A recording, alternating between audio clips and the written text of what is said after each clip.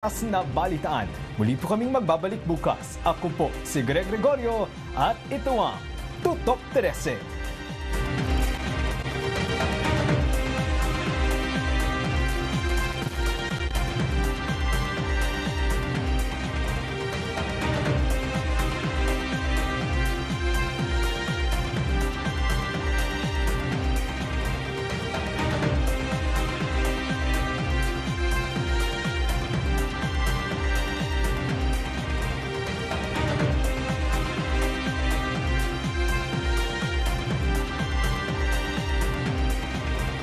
Ang programang ito ay inihatid sa inyo ng Department of Health.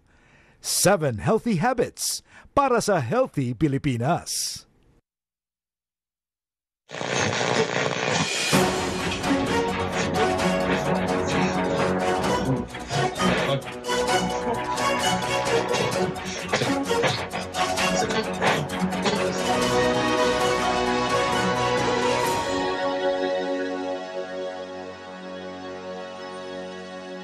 Magandang araw po sa ating lahat. Ako po si Robert Borge mula sa Climate Change Commission, the Vice Chairperson and the Executive Director. Malugod ko po kayong inaanyayahan na manood po ng Cabinet at Work. Dito lamang po sa IBC 13 kada Lunes alas 4 ho ng hapon. Manlaman po ninyo hindi lang ang mga programa ng ating pamahalaan pero ano pa ang dapat nating gawin para tayo magbayanihan, para tayo maging isang bagong bansang matatag. So samahan niyo po ang IBC 13. Samahan niyo rin kami. Sana po ay magkita-kita tayo. Again, dito lang sa IBC 13, Mondays at 4 p.m.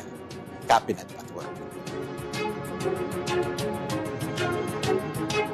Mula sa tanggapan ng Pangulo ng Pilipinas,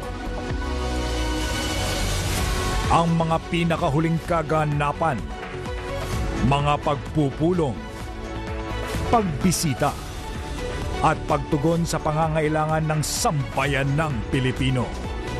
President Ferdinand R. Marcos Jr. Bagong Pilipinas, PBBM, Lingkod ng Bayan. Tuwing linggo, alas 11 ng umaga sa IBC 13.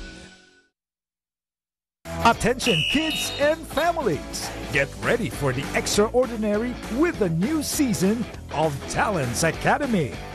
Extraordinary talent, extraordinary energy, extraordinary adorableness. Featuring the brightest young stars.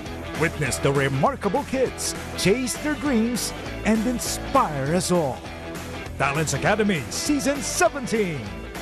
Don't miss every child's talent shining brightly. Every Saturday at 4:30 p.m. Only here on IBC 13.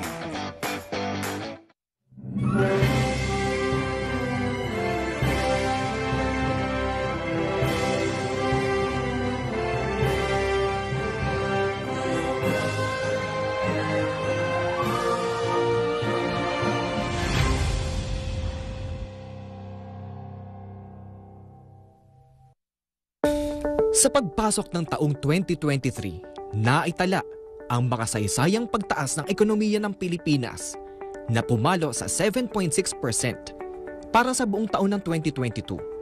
Ito ang pinakamataas na nakamit sa loob ng 46 na taon. Patunay ito sa masigasig na pagtatrabaho ng Administrasyong Marcos upang maibsan ang patuloy na pagtaas ng presyo ng mga bilihin sa pandaigdigang merkado na siya ring magsisilbing pangontra sa naitalang 8.7% inflation rate ng bansa nitong buwan ng Enero.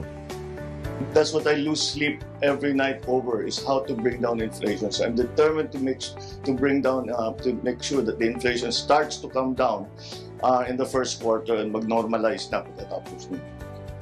Mula sa pagpapaigting ng ugnayan at kooperasyon sa mga kaanib na bansa,